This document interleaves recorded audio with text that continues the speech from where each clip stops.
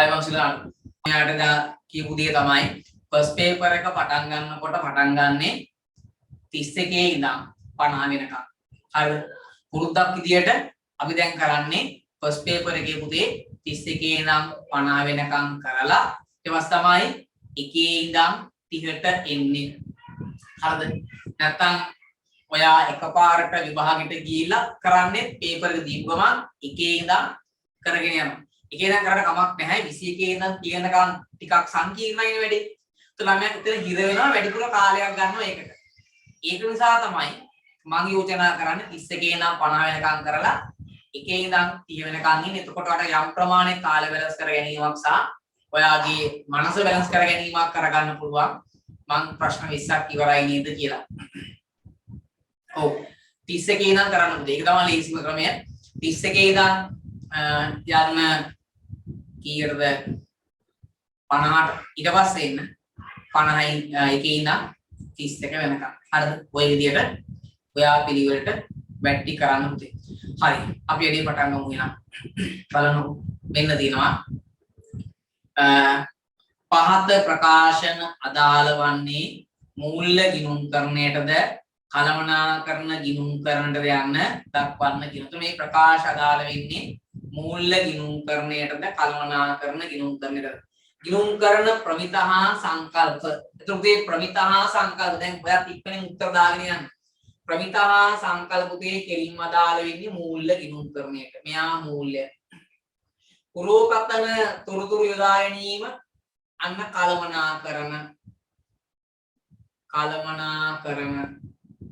අභ්‍යන්තර පාර්ශවයන්ට පමණක් තොරතුරු ඉදිරිපත් කරයි කළමනාකරණ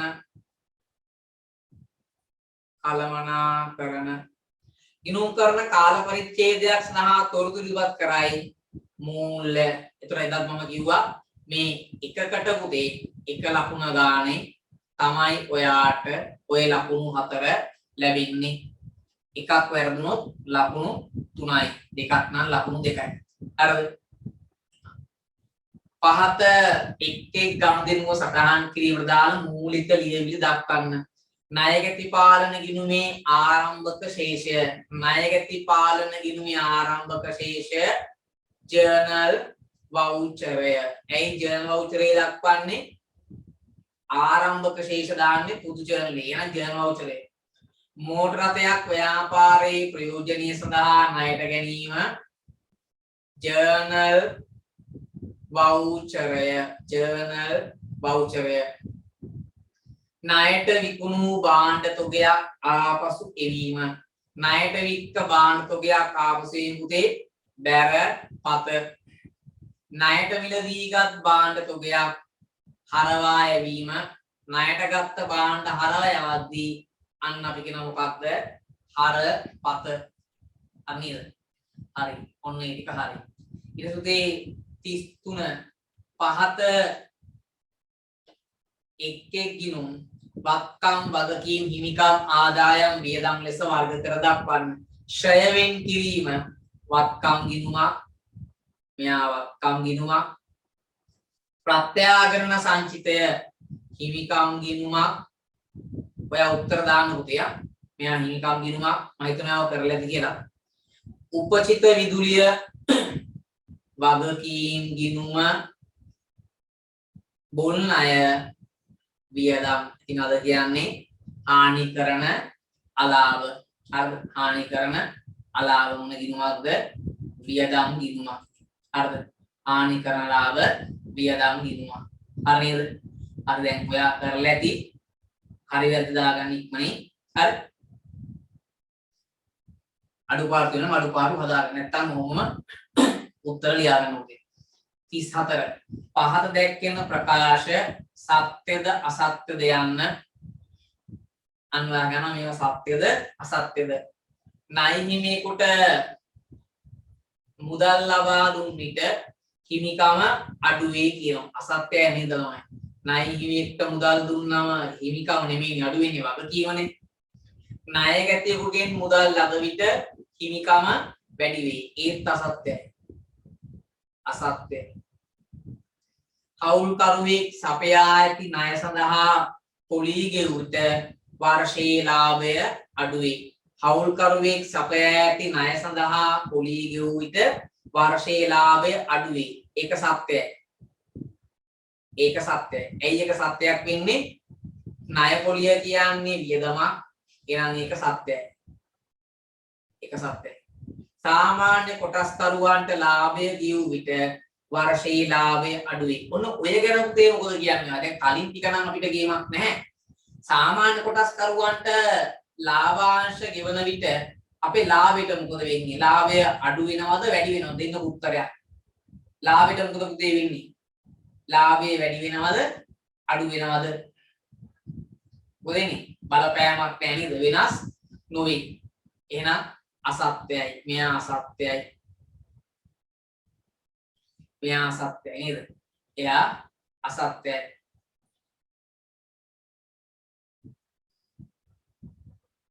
හරිද? හරි. ඊට පස්සේ 35. දැන් බලමු දැන් අපි ප්‍රශ්න 4ක් කරානේ පාරික්මන්ට. විභාගෙත් එහෙම උතේ. ඔය 31 නම් 50 කරනකොට මහා වෙලාවක් යන්නේ නැහැ. ඉක්මනින් උත්තර ලියාගෙන යන්න පුළුවන්. ඒකයි 31 ඉඳන් 50 වෙනකන් ටික කරන්න කියන්නේ. හරිද? හරි. එන්න ඊට පස්සේ මොකක්ද දාන්නේ මෙයා? ගබඩාවෙන් ද්‍රව්‍ය නිකුත් කිරීමේදී ඒවා මිල කිරීම උදාගෙන LKS 2 තොග ප්‍රමිතිය අනුව නිර්දේශිත ක්‍රම දෙක වන්නේ යන තොග ප්‍රමිතියේ පුතේ තොග නිකුත් කිරීමේදී නිර්දේශිත ක්‍රම දෙක. අපි ගබඩා ලෙජරේ මෙන්න මේ ක්‍රම දෙක තමයි ළමයිට උගන්වන්නේ. අපි කියනවා මොකක්ද? ප්‍රථම ලැබීම්, ප්‍රථම නිකුත් කිරීමේ ක්‍රමය FIFO, බරිත සාමාන්‍ය මිල ක්‍රමය, බරත සාමාන්‍ය මිල ක්‍රමය. කෙටියදුම FIFO WAC කියලා ලියන්න එපා. සිංහල මාධ්‍යන උඩුවන් තරමක් සිංහල වශයෙන් ලියන්න. ඊට පස්සේ කෙටියදුම ලියන්න. හරි නැතුව FIFO WAC විතරක් ලියලා ඉන්න එපා පුතේ. හරිද? ඒවත් විභාගෙදී වැදගත්. දැන් ළමයා මොකද කරන්නේ? ලීසියට ඔක ලියලා එනවා. පස්සේ ඇවිල්ලා අපෙන් අහනවා සර් මම ලියුවේ FIFO ක්‍රමයනේ. FIFO කියලානේ ඒකට ලකුණු හම්බෙයිද කියලා. එතකොට එයා පුළුවන් තරමක් ගෙදර ඇවිල්ලා ඉන්නේ අන්න කලබලෙන්. පේපර් ලියලා ඉන්නේ කලබලෙන්. ඇයි FIFO එකට ලකුණු දුන්නේ නැත්තම් එතන ලකුණු දෙක ලීසියම නැති වෙනවා. WS ලකුණු දුන්නේ නැත්තම් එතන ලකුණු දෙක ලීසියම නැති වෙනවා. ඒක නිසා ඔයාලමයි මේ හිත තමයි බැලන්ස් එකේ තියාගන්න ඕන. ලේසියෙන්ම ලකුණු ගන්න පුළුවන් කියලා FIFO ලියලා ඉන්න එපා. මුලින්ම ලියන සිංහල වාද නිසා සිංහල ඉදුම ඊට පස්සේ තමයි ඔයා කෙටි ඉදුම ලියන්නේ. තීරණාද වැඩි නැතුව FIFO WAC අනන්ත දැකලා තියෙනවා. EOQ ලියනවා. අවුලක් නැහැ. අර BP ලියනවා. සිංහල මාධ්‍ය ඔයා නිසා ඔයා මොකද කරන්නේ? සිංහල වචන ටික ලියන්න ඊට පස්සේ ලියන්න කෙටි ඉදුම. හරිද? හරි. ඊට පස්සේ අහනවා සේවකයන්ට වැටුප් ගෙවීමට දාල පහස් දහම් තොරතුරු ගිණුම්ගත කිරීමට දාල ජර්නල් සටහන් ලියා දක්වන්න. අපි අහමුදේ දල වැටුප සටහන් කරන දිත්ත සටහන මොකක්ද? මේ වැටුප් ලේඛනයත් එක්ක තමයි එන්නේ. අන්න අපි කියනවා වැටුප් හා වේතන ගිණුම හර, වැටුප් හා වේතන පාලන ගිණුම බැල. ලියමු අපි වැටුප් හා වේතන ගිණුම හර, වැටුප් හා වේතන පාලන ගිණුම බැර. ඔන්න පුතේ දල වැටුප සටහන් කරන දිස් සටහන. ඒතර වැටුප පුතේ මේ වැටුපෙන් කරන අඩු කිරීම. අන්න වැටුපෙන් කරන අඩු කිරීමද පුතේ වැටුප් හා වේතන පාලන හර අදාළ අඩු කිරීම බැර. හරි. අදාළ අඩු කිරීමේ ගිණුම බැර. අදාළ අඩු කිරීමේ ගිණුම බැර. අනේද? හරි. උන් ඒක හරි. දැන් පොදුකාර පිරිවැය බෙදා හැරීමේ ක්‍රියාවලියට දාන කාර්යන්ට. දැන් ඔයා ගාන හදන්න දන්නෝ. හැබැයි ඔකේ ක්‍රියාවලියේ කාර්යයන් ටික ඇහුවොත් කාර්යයන් ටික මොනවද? දැන් අපි එතකොට මට උත්තරයක් දෙන්නකෝ මේ පොදු කාර්ය පිළිවෙල බෙදා හැරීමේ ක්‍රියාවලියේ කාර්යයන් ටික මොනවාද ළමයි? මේකේ කාර්යයන් ටික මොනවාද පුතේ? කාර්යයන් ටික මොනවාද? කාර්යයන් හතරක් අපි කතා කරමු. මොනවාද? පොදු කාර්ය පිළිවෙල රැස් කිරීම නේද? කියන්න පළවෙනි එක පොදු කාර්ය පිළිවෙල රැස් කිරීම. මුලින් පුතේ රැස් කරනවා. දෙවෙනි එක පොදු කාර්ය පිළිවෙල ප්‍රතිපාදනය බෙදෙනවා. ඊළඟට පොදු කාර්ය පිළිවෙල විභජනය ඊළඟ එක පොදු කාර්ය පිළිවෙල අන්තර්ග්‍රහණය.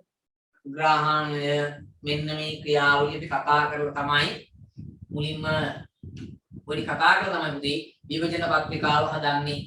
හරිද? මොනේ නම් පොදු කාර්ය පිළිවෙල බෙදා හැරීමේ ක්‍රියාවලියේ කාර්යයන් ටික. හරිද?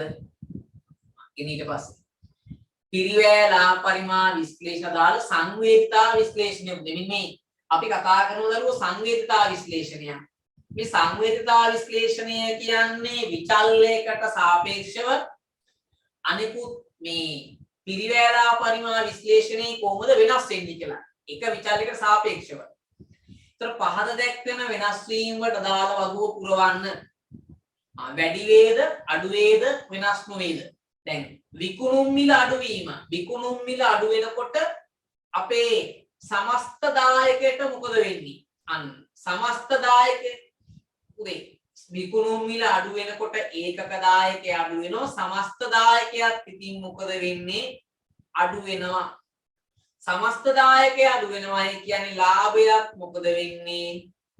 අන්න අඩු වෙනවා. ලාභයක් අඩු වෙනවා. විකුණුම් මිල වැඩි වෙනකොට සමස්ත දායකය වැඩි වේ.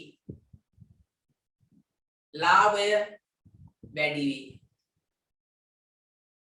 විකුණුම් පරිමාව අඩු වීම. ඒ කියන්නේ විකුණන ප්‍රමාණය අඩු වෙනවා. ප්‍රමාණය අඩු වෙනකොට පුතේ සමස්ත දායකය මොකද වෙන්නේ ළමයි? දෙන උත්තරයක්. දැන් මොනවද තමයි වෙනස් වෙන්නේ උත්තර? සමස්ත දායකය මොකද වෙන්නේ? අඩු වෙනවද වැඩි වෙනවද? විකුණුම් පරිමාව අඩු වෙනකොට සමස්ත දායකයට මොකද වෙන්නේ පුතේ? බලපෑමක් නැහැ නේද කියලා. අඩු වේ කියනවා. වෙනස් නොවේ කියනවා. පරිමාව අඩු වෙනකොට ප්‍රමාණය විකුණන ප්‍රමාණය දැන් සමස්ත දායකය කොහොමද පුතේ හොයාගන්නේ? ආදරු සමස්ත දායකය හොයන්න කොහොමද? ඒකක දායකය වැඩි කරනවා විකුණුම් ප්‍රමාණය. අන්න ඒකක දායකය වැඩි කරනවා විකුණුම් ප්‍රමාණය. හරිද? ඒතර විකුණුම් ප්‍රමාණය අඩු වෙනකොට සමස්ත දායකය මොකද වෙන්නේ? අන්න සමස්ත දායකය අඩු වෙනවා. සමස්ත දායකය අඩු වෙච්ච ගමන් අපේ ලාභය මොකද වෙන්නේ? ලාභයක් අඩු වෙනවා. එහෙනම් වෙනස් නෙමෙයි කිව්වා, බලපෑමක් නැහැ කිව්වා, අඩු වේ කිව්වා. මොකද වෙන්නේ? අන්න අනිවාර්යෙන් අඩු වෙනවා. එහෙනම් මුදේ මෙන්න ලියනවා අඩු වේ. ඒක පොඩ්ඩක් සූත්‍රය දාලා බලුවත් අවුලක් නැහැ. සූත්‍රය මතක් කරගන්න. හරි? අඩු වේ ලාභයක් අඩු වේ. විකුණුම් පරිමාණ වැඩි වෙන විට දැන් දන්නවනේ. මෙයා වැඩි වේ. මෙයා වැඩි වේ. මේ සංවේදා විශ්ලේෂණය උද චුට්ටක් බලාගෙන යන්න හොඳට. ෆස්ට් පේපර් එකේ අහන්න පුළුවන් තවත් ওই පොයින්ට් එකක් තමයි ඔන්න ඔය කියන සංවේදා විශ්ලේෂණය, පිළිවෙලා පරිමාණ විශ්ලේෂණය. කියන්නේ එක විචල්යකට සාපේක්ෂව එක්ක විකුණුම් මිල, විකුණුම් පරිමාව, විචල්්‍ය පිළිවෙල හරි මොන ඕවට සාපේක්ෂව අනිත් විචල්යන් මොකද වෙන්නේ? ඊළඟට 39 දැන් 38 හරි. කළමනාකරන තීරණ ගැනීමේදී කෙටි කාලීන මෙන්ම දීර්ඝ කාල තීරණ ගැනීම අතිශය වැදගත්ය. ඒ අනුව දීර්ඝ කාල තීරණ ගැනීමේදී අනුගමනය කළ යුතු පියවර 4ක් දක්වන දෙවි ෆස්ට් පේපර් එකේ යහන්නේ තියරි. හරිද? ඔයා තියරි දන්නවද? දැන් දීර්ඝ කාලීන තීරණ ගැනීමේදී අනුගමනය කළ යුතු පියවර අන්න ඔකට උත්තරයක් දෙන්නකො මට. දැන් ඔය ප්‍රශ්නේ අහලා තියෙන්නේ පුතේ මොන පාඩමින්ද? ඔය ප්‍රශ්නේ අහලා තියෙන්නේ මොන පාඩමින්ද? මට උත්තරයක් දෙන්න පුතේ. ඔය ප්‍රශ්නේ අහලා තියෙන්නේ සිලබස් එකේ මොන පාඩේද ඔයා හිතන විදියට?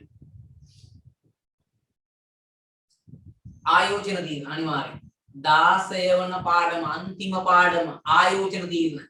ආයෝජන තීරණ වල තමයි අපි දිගු කාලින තීරණ ගන්න. ඒතර ආයෝජන තීරණ වල තියෙනවා දිගු කාලින තීරණ ගැනීමේදී අනුගමනය කළ යුතු පියවර. ටියුට් එක බලන්න ටියුට් එකේ එහෙම්මම තියෙනවා තීරියාව ළමයි ගාව ටියුට් එක තියෙනවා. ඔය දිගු කාලින තීරණ ගැනීමේදී අනුගමනය කළ යුතු පියවර. තමයි මතක කරන් සුට්ටක් කියන්නකෝ බලන්න. දැන් ඕම ප්‍රශ්නයක් ආවොත් මොකද කරන්නේ? අපරාධේ ලකුණු 4ක් ඔය අතාරින්න තියෙනවා. දැන් ඔයා පාඩම් කරලා තියෙන දැන් පේනවද? හිතන්නේ දැන් වලින් ප්‍රශ්න අහනවායි කියලා. අපරාධෙදී ඔයාගේ ලකුණු 4 කාටද මතක? උත්තරයක් දෙන්න පුළුවන් නම්. ආපුතේ කාට උත්තරයක් දෙන්න පුළුවන්? ඔය කියන ප්‍රශ්නෙට මේ ආයෝජන තීරණවලදී අනුගමනය කළ යුතු පියවර 4. නේද? කාට මතක නැහැ? මතක නැහැ නේද? ඒකනේ. එහෙනම් විභාගෙදී ඔයා හිතන්නේ නැති පොඩි අහුමුළු වලින් ප්‍රශ්න අහනවා. එහෙම අහුමුළු වලින් ප්‍රශ්න අහන්නේ ළමයා පාඩම් කරන්නේ නැහැ කියලා දන්න නිසාම තමයි යුවා. අර ෆස්ට් පේපර් එකේ තම පට්ට වැදගත්.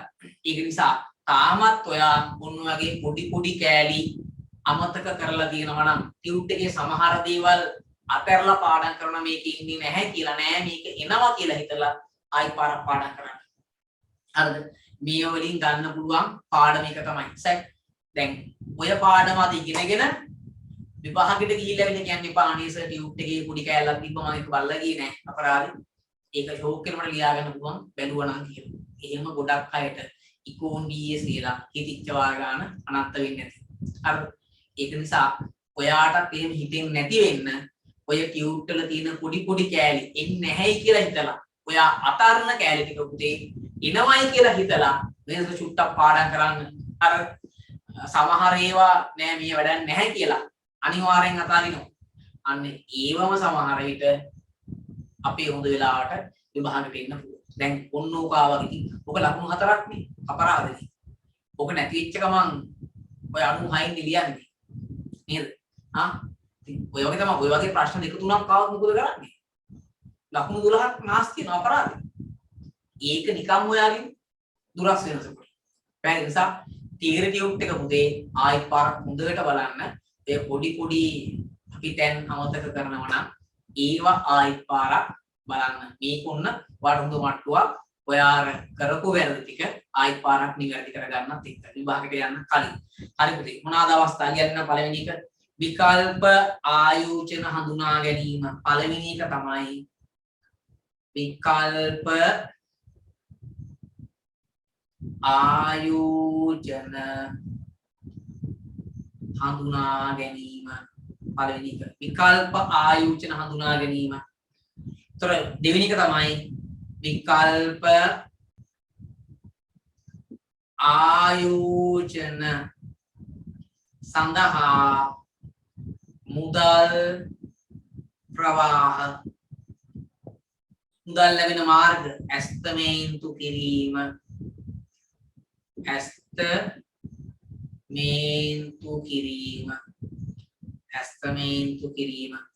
තුනකුදේ විකල්ප ආයෝජන ඇගීම විකල්ප ආයෝජන ඇගීම විකල්ප ආයෝජන අගයන්න පුතේ ක්‍රම තුනක් තියෙනවා. මතක ඇතිනේ. පිළිගෙවුම් කාල ක්‍රමය, සුද්ධ වර්තමාන වටිනාකම් ක්‍රමය, ගිණුම් කරන ප්‍රතිලාභ නැත්නම් ගිණුම් කරන ආයෝජන ප්‍රතිලාභ අනුපාතය. හතර තමයි සුදුසු ව්‍යාපෘතිය තෝරා ගැනීම සහ සුදුසු ව්‍යාපෘතිය තෝරා ගැනීම හා ක්‍රියාත්මක කිරීම.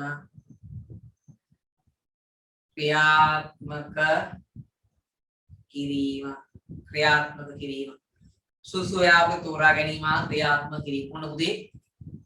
ආයෝජන තීරණවල අනුගමනය කළ යුතු පියවර. හරියට මේ ප්‍රතිකාර පිළිවෙල කාර්යයන් වගේම තමයි. ඒ කාර්ය හතර වගේම තමයි ඔන්න උතනත් කාර්යයන් හතරක් අපි කතා කරමු. නිබන්ධනයේ බලන්න ඕවා ඔය විදියටම පාඩම පටන් ගන්නකොට මුල දීලා ඇති. හරිද? හරි. ප්‍රශ්න 39 හරි. ඊට පස්සේ නමුදේ ඊයන් ඉවරද? ඊයන් ඉවරද? මම යන ඊළඟට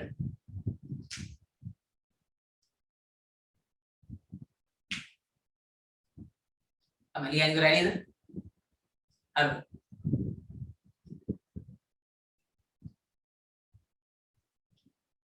හරි හරි. ඉතින් දැන් ගෲප් එක වගේ පොඩි මිස් වෙච්ච තැන් ටික ආයි පාරක් බලන්න පටන් ගන්න. මුලින් ඉඳන් පෙන්නන්න කියනවා ස්ක්‍රීන්ෂොට් ටිකක් ගන්න. හරි. ඉක්මනටම මුල කියන්නේ මොකද අපි පටන් ගත්තේ මෙතනින් 31 තමයි පටන් ගත්තේ 31 32 33 ඔන්න ඒ තුන කරා. හරි. හරි. ඊට පස්සේ 34 35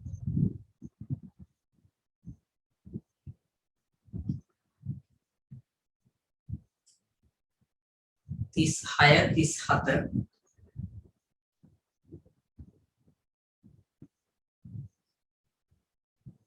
38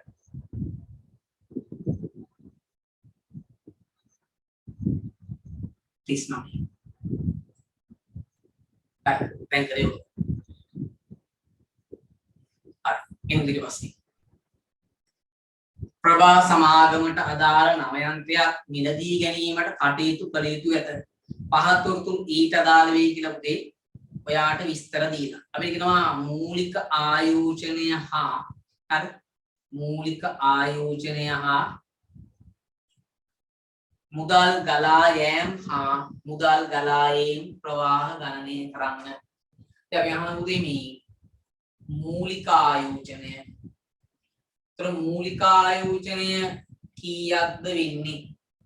අපේ මූලික ආයෝජනය කීයක්ද වෙන්නේ? මෙන්න මූලික ආයෝජනය.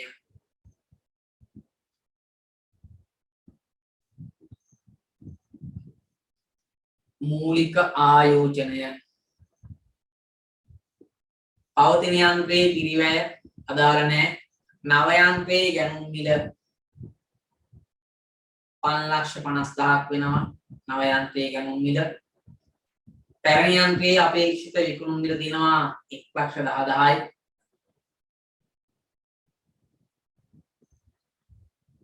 පැරණි යන්ත්‍රයේ විකුණුම් මුදල මත ගෙවිය යුතු බදු තියෙනවා 15,000යි. නව කාරක ප්‍රාග්ධන අවශ්‍යතාවය 80,000යි.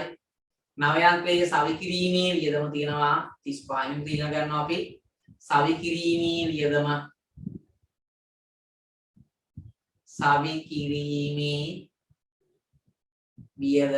හරිද?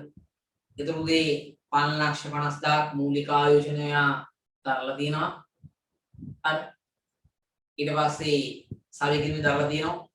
ඔය මූලික ආයෝජනකදී තව තියෙනවා. මේ කියන්නේ බිඳු වර්ෂයේ මුදල් ප්‍රවාහයනේ. සේ නව කාරක ප්‍රාග්ධනය මෙන්න කාරක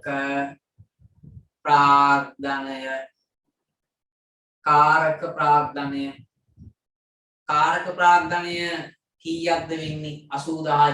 ඒක මුදල් යෙදවීමක්. කාරක ප්‍රාග්ධනය මුදල් යෙදවීමක්. හරි. මුදල් ගලා යෑම ටික ඔය දින මුදල් ගලා යෑම ටික හරිද? හරි. ඊට පස්සේ උදේ මුදල් ගලා මෙන්න මුදල් ගලා මේ මුදල් ගලා මුදල් ගලා කීයක් කරනද කොට මෙයා එනවා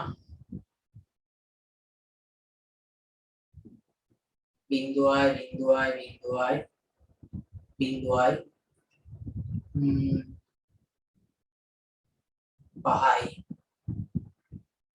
8,16න් 6 එකක් ඉතුරු වෙයි 6යි 6,65,000ක් වෙනවා මුදල් ගලා යෑම ටික. මුදල් ගලායෙන් මොනවාද ළමයි? මුදල් ගලායෙන් කියන්නේ පැරණි යන්ත්‍රය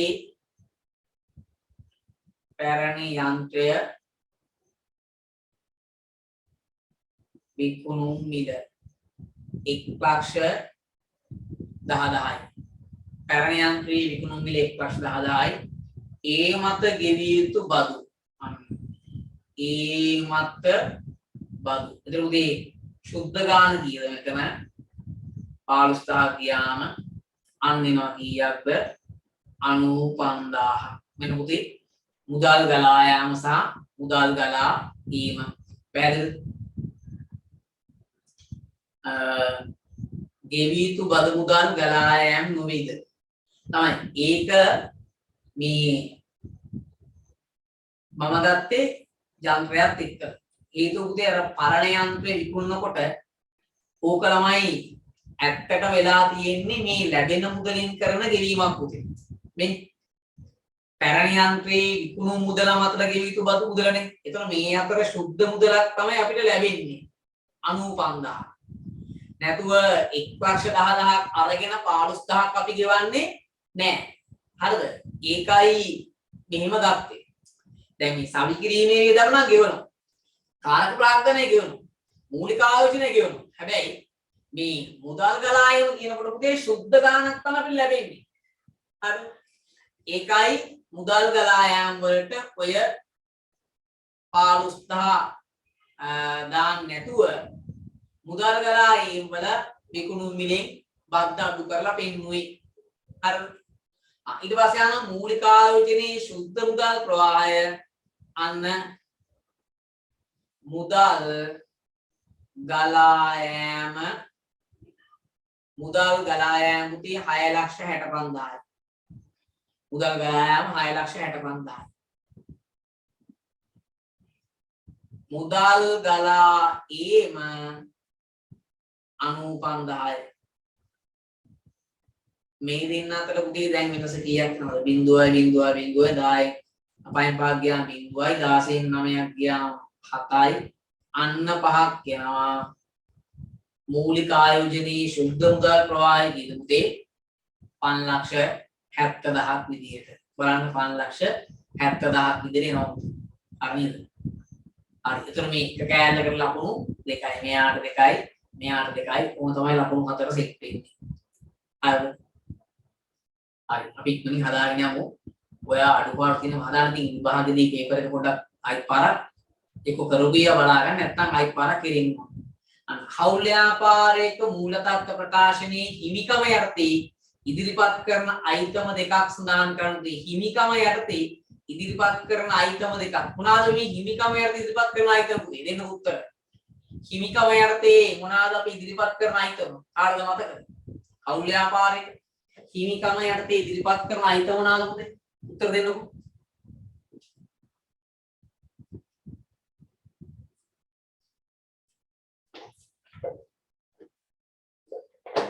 මොනවද? හිමිකම යටතේ ඉදිරිපත් කරන අයිටම. කො කීර්ති නාමය කියන්නේ. ප්‍රාග්ධන ගිණුම ජංගම ගිණුම කියන. තව උත්තර. හිමිකම යටතේ දාන්න මොනවද? අනිවාර්යයෙන් ප්‍රාග්ධන ගිණුමයි ජංගම ගිණුමයි. ප්‍රාග්ධන ගිණුම අනිත් එක්කෙනා මොනවාද? ජංගම ගිණුම. අර ප්‍රාග්ධන ගිණුම සහ ජංගම ගිණුම. මෙන්න දැක්කම තේරෙනවා සංකල්ප ප්‍රශ්නයක් තියෙන්නේ කියලා. නේද?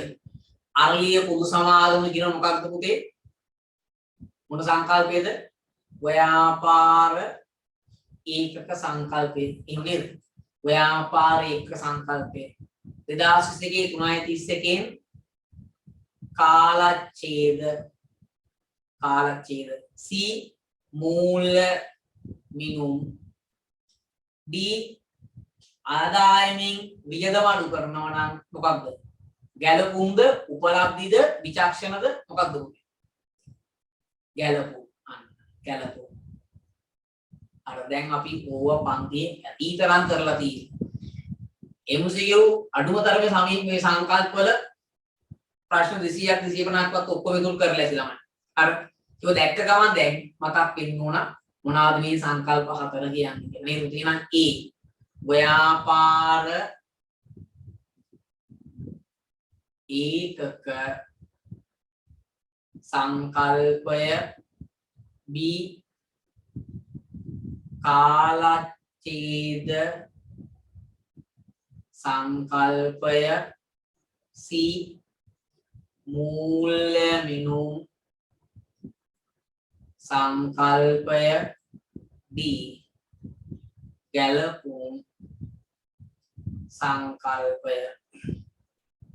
මෙන්න දැන් ඔය ප්‍රමිතනේ අපි මේ දවස් ඉදේ කරපු පේපර්ස් වල ඔය කතන්දර තිබ්බ එක දිගට මතක ඇතිනේ. LKS 7 මුදල් ප්‍රවාහ ප්‍රකාශන ප්‍රමිතිය අනුව පහත ගණිත දිදී හරි ලකුණු යොදා ගනිමින් මෙහෙයුම් ආයෝජන මූල්‍ය ක්‍රියාකාරකම් යටතේ වර්ග කර දක්වන්න. වෙළඳ ණය හිමියන්ට මුදල් ගෙවීම මොකද්ද පුතේ?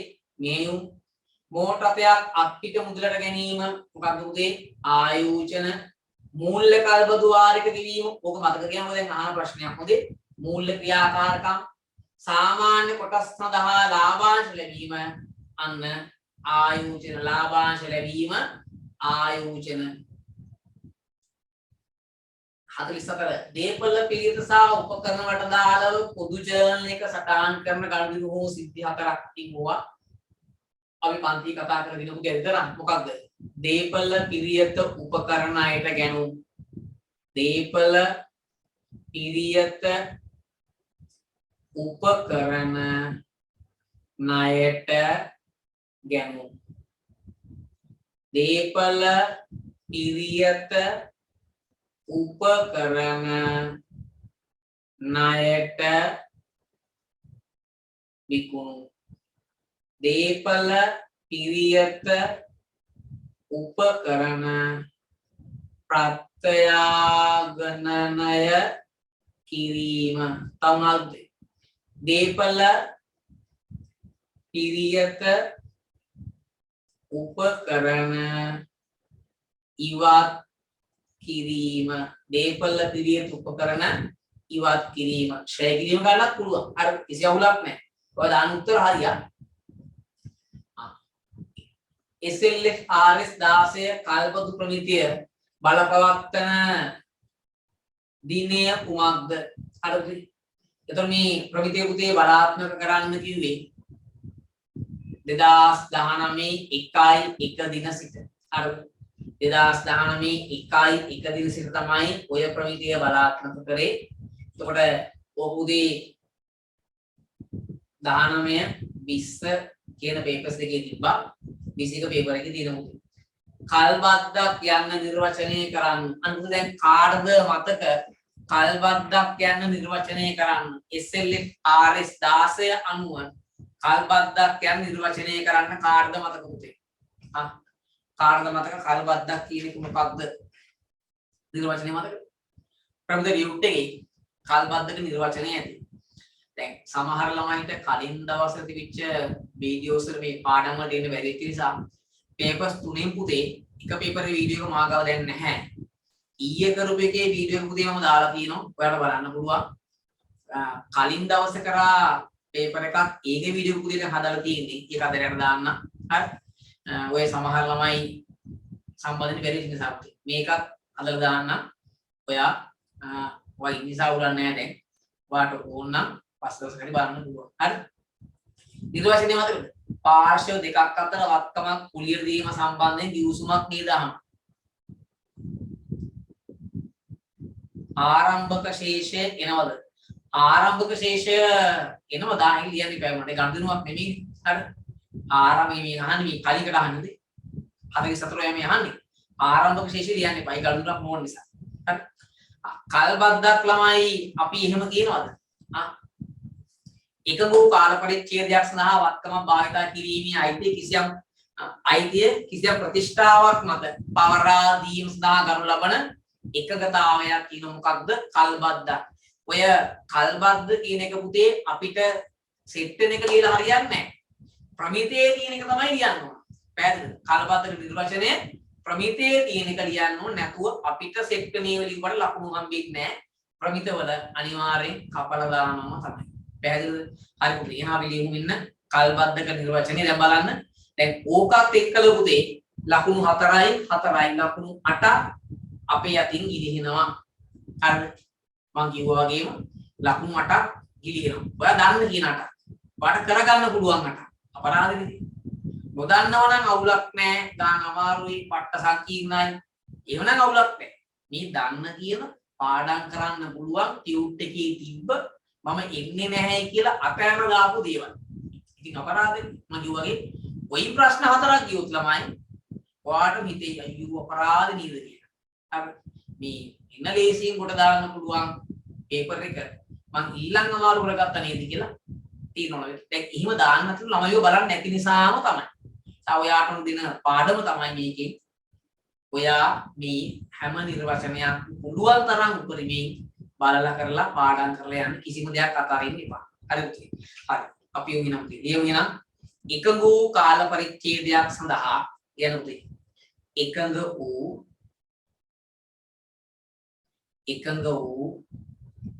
කාල පරිච්ඡේදයක් සඳහා එකඟ වූ කාල පරිච්ඡේදයක් සඳහා වක්කමක භාවිත අයිතිය අන්න භාවිත අයිතිය කියන අපි කියන්නේ භාවිත අයිතිය කිසියම් ප්‍රතිෂ්ඨාවකට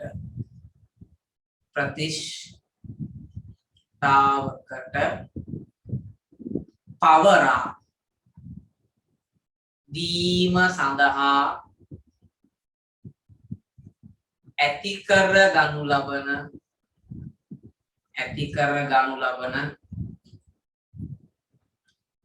ගිවිසුමක්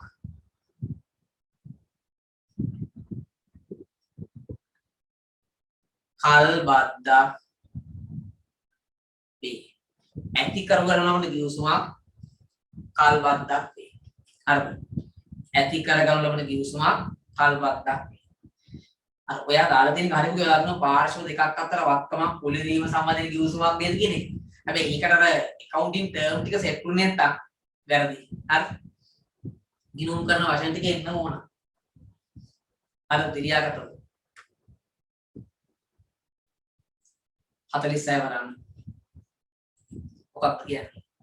පාස්නාන් කළමනාකරන තීරණ හරි ලකුණ යොදා ගනිමින් දිගු කාලීන තීරණයක්ද කෙටි කාලීන තීරණයක්ද යන්න දක්වන්න. උදේ මේ දිගු කාලීන තීරණයක් කියන්නේ විශේෂ ඒකකයේ 16 ආයෝජන තීරණ. කෙටි කාල තීරණයක් කියන්නේ විශේෂ ඒකකයේ 15 ආන්තික පිරිවැයකරණය නේද? එහෙනම් විකුණුම් මිල වැඩි කිරීම මොන තීරණයක්ද උදේ? කෙටි කාලීන එකක්ද දිගු කාලීන තීරණයක්ද? විකුණුම් මිල වැඩි කිරීම මොන තීරණයක්ද? ඔයා හිතන විදිහට. ව්‍යාපාරික කෙටි කාල තීරණයක් නේද? ආයෝජන තීරණ ආන්තික පිරිවැයකරණය ඔය. කම්මලක් ඉදි කිරීම මොන තීරණයක්ද? කෙටි කාලීනද දිගු කාලීනද? දිගු කාලීන. එක දිගු කාලීන. නව පරිගණක පද්ධතියක් සැකසීම අලුත් පරිගණක පද්ධතියක් හදනවා පුතේ. සිස්ටම් එකක් හදනවා. මොකක්ද ඒක? දිගු කාලීන තීරණයක්. විකුණුම් ප්‍රවර්ධනය ක්‍රමයක් ක්‍රියාත්මක කිරීමේදී අපි ඔය පොඩි තාවකාලික ප්‍රොමෝෂන් පාරවල් දාන්නේ මොකක්ද? කෙටි කාලීන තීරණයක් නේද? ඒවා කෙටි කාලීන තීරණ. ඔන්න 20 ප්‍රශ්නාංක 46ක් හරි. ඉනුම් කරන සම්බන්ධයෙන් පහත් දැක්වෙන ප්‍රකාශ සත්‍යද අසත්‍යද? ඉතාලි ජාතික ලෝකාභිෂ ගිණුම්කරණයේ පියාට සැලකී සත්‍යයි. ගිණුම්කරණයේ කාලීන වෙනස් වීමකට බාධින විෂයක් දී. ඔක සත්‍යද අසත්‍යද ළමයි? කාලීන වෙනස් වීම වලට බාධින විෂයක්ද ළමයි ගිණුම්කරණේ? නැත්තම් හැමදාම එකම විදිහට තියෙන විෂයක්ද? මොකක්ද?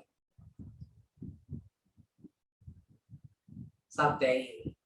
මේක සත්‍යයි. අර ගිණුම් තැබීමේ මූලික පදනම ලෙස මුදල් හා උපචිත පදනම් නම් කළ හැකිය. ඒක සත්‍යද ළමයි? මූලික පදනම් ලෙස මුදල් පදනම සහ උපචිත පදනම නම් කරන්න පුළුවන්ද? මොකක්ද? අකණ්ඩ පැවැත්ම නේද කියලා. උත්තර දෙනවා. අසත්‍යයි කියනවා. ආයකට තමයි අකණ්ඩ පැවැත්ම නේද? අනිත් අර මොකද දෙන්නේ පුතේ? මේක සත්‍යද අසත්‍යද? ඒවා කියන්නකො බලන්න ඔයාලට දැනෙන දේ. මොකක්ද මේක? සත්‍යද අසත්‍යද? අසත්‍යයි කියනවා. පුතේ මෙතන ප්‍රශ්නේ තමයි මෙන්න මේක. ගිණුම් තැබීමේනේ.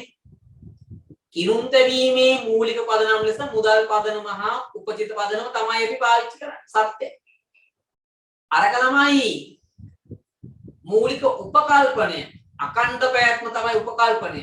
මේක පදනම ගිණුම් තැබීමේ පදනම. අපි ගිණුම් තබන්නේ ওই ක්‍රම දෙකෙන් එකකට එක්ක උපචිත පදනම නැත්නම් මුදල් පදනම. මුදල් ප්‍රකාශනයේ සහ මුදල් ජර්නල් හදන්නේ මුදල් පදනමට වන අතර අනිකුත් ඒවා හදන්නේ උපචිත පදනමට. හරිද? ඒක නිසා ඒක සත්‍යයි පුතේ. හරිද? ඒක සත්‍යයි යම්. හරිද? හරි. එනවා ඊට පස්සේ. ගිණුම්කරණයේ නව ප්‍රවණතාවයක් ලෙස සමාජ වගකීම ගිණුම්කරණය හා මානව සම්පත් ගිණුම්කරණය හඳුන්වා දී ඇති. ඔක සත්‍යයක්ද අසත්‍යයක්ද ළමයි? දෙන්න උත්තර. කොහොමද කියන්නේ? සත්‍යද අසත්‍යද පුතේ? සත්‍යයි නේද? මේක සත්‍යයි. එහෙනම් හතරම සත්‍යයි යා. අර එකක්වත් අසත්‍ය නැහැ කියලා එකක් දාන්න එපා අසත්‍යයි කියලා. සත්‍ය නම් කුඩික දාන්න. එහෙම අවුලක් නැහැ. 48. සමාගමක් තොග සම්බන්ධයෙන් 2021 මාර්තු මාස 15 ඉදිරිපත් කරයි. තොග නිකුත් කිරීම හා මිලකිරීම පයිකෝ ක්‍රමයේ භාවිතා කරයි. ශේෂය ගැනු ආපසියවුම් විකුණු අන්න. මේ ආපසියවුම් විතර පොඩි 46ට උත්තරය ආයි කියන්නේ කියලා. 46ට උත්තරේ උදේ මේකේ. මොන 46 උත්තර. අදා ගන්න ඉක්මනට.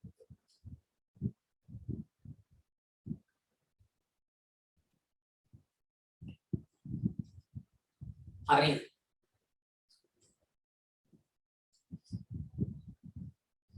ඔය දිනුතේ 46 උත්තර. හරි. හරි. ඊට පස්සේ මාර්තු මාසේ විකුණු මහණු කියන 48ට මට උත්තරයක් දෙන්න පුළුවන්. දැන් වෙන්න නම් ඕක ගේමක් නැතුව හදනවම දන්නවා. ඔය දැන් ආපසේව පොඩ්ඩක් ඔබලා තියෙනවනේ. ආපසේව ඔබලා තියෙන නිසා විකුණු පිරිවෙල කීයද ගන්න යා.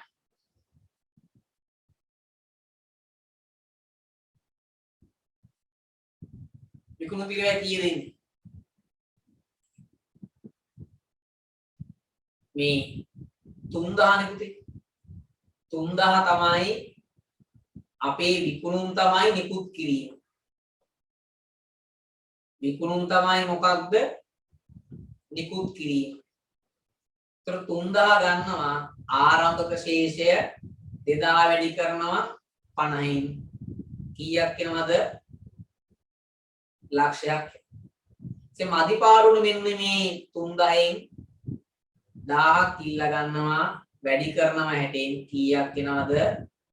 60000ක් එනවා. අන්න 1,60,000ක් එනවා.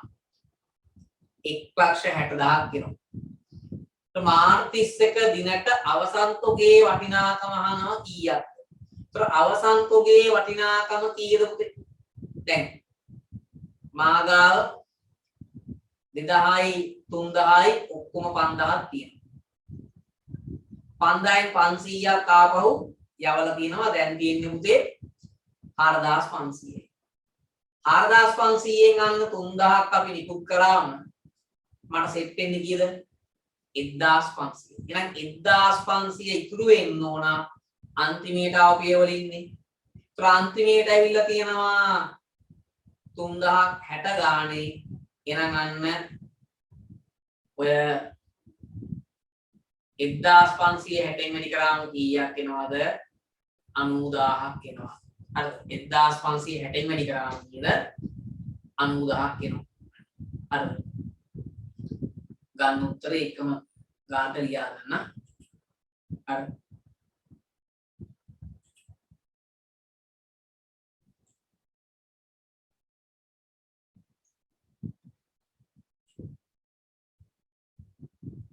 හරි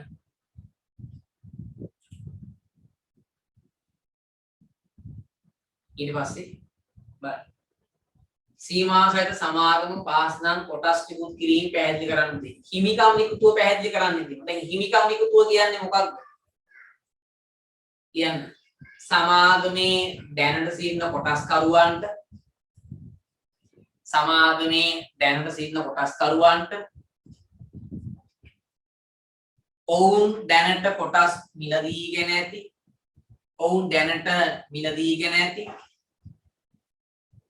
සමාගමේ දැනට සිටින කොටස්කරුවන්ට ඔවුන් දැනට මිලදීගෙන ඇති කොටස්වල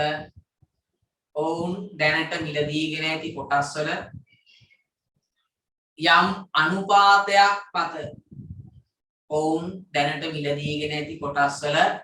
අනුපාතයක් මත වෙළඳපොළ මිලට වඩා අඩු මුදලක් අය කර කොටස් නිකුත් කිරීමයි.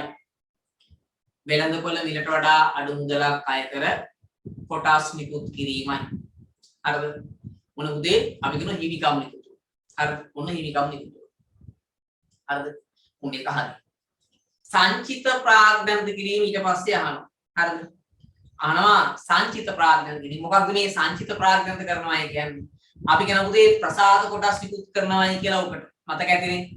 ප්‍රසාද කොටස් නිකුත් කරනවා. එහෙනම් ප්‍රසාද කොටස් නිකුත් කරනවායි කියන්නේ මොකක්ද? සමාගමේ දැනට සිටින කොටස්කරුවන්ට කියන්නේ සමාගමේ දැනට සිටින කොටස්කරුවන්ට ඔවුන් දැනට මිලදීගෙන ඇති කොටස්වල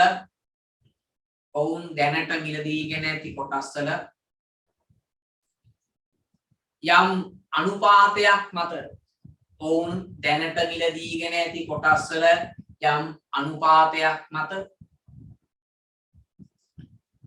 මුදල් අය කිරීමකින් තොරව